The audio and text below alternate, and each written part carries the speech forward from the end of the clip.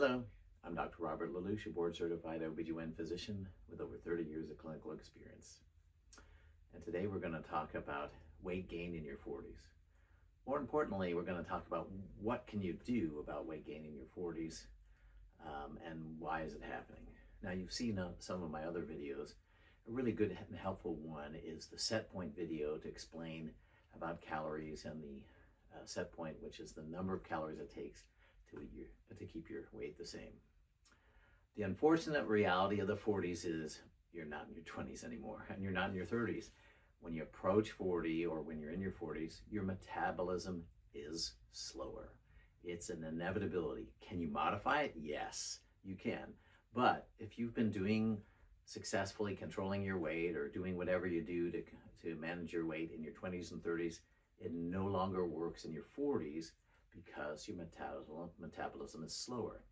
So let's say you do what you've been doing and you gain 5 or 10 pounds in a year.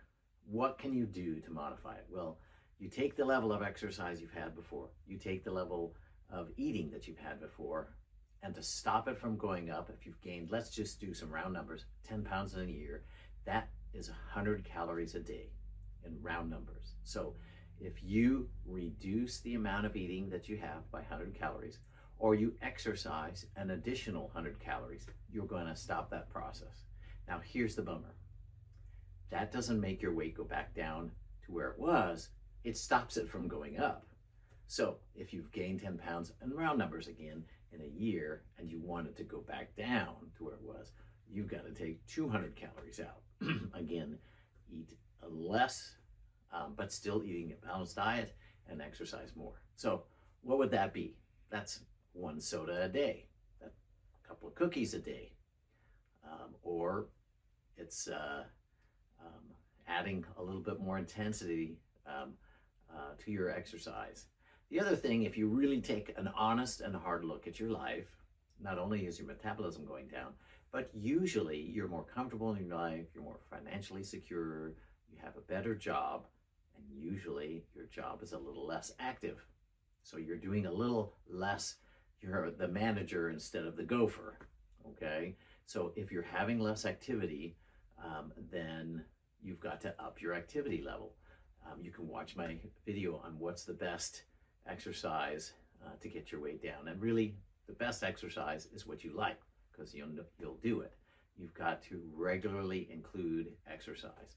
I hear lots of patients telling me in their 40s that they walk, and they're including their daily walk to and from their desk or at work. And yes, walking is a great exercise. But is it working? It's not enough. You need to do some more vigorous exercise. You need to add some lifting. You can't include the daily activities. If you're in your 70s and 80s, walking alone is quite sufficient. But in your 40s, if you want your weight to go down, you've got to step it up. Whatever you're doing, you have to step it up a little. It's not fair. It isn't fair at all. But that's the reality of how it works. So do a hard examination, look at the video on your set point, find out what your set point is, and modify it. And recognize it'll take time. It doesn't go instantly.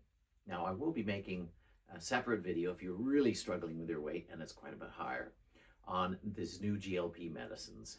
So Ozempic, Wegovy, Mounjaro, Zepbound. I like them. That's the short answer. Are they perfect? No. Do they help absolutely everyone without problems? No. But I'm seeing an amazing amount of great results with them.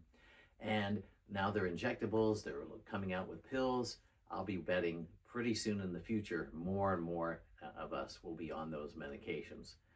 They're harder to get, but if you're significantly overweight, if your BMI is over 40, if you have pre-diabetes or diabetes, if you have sleep apnea, if you have other issues, then you're going to be more eligible, but the squeaky wheel gets the medicine. So keep trying. There are some new latest political events that may be dramatically lowering the cost, making them more widely available, and they're stepping up production.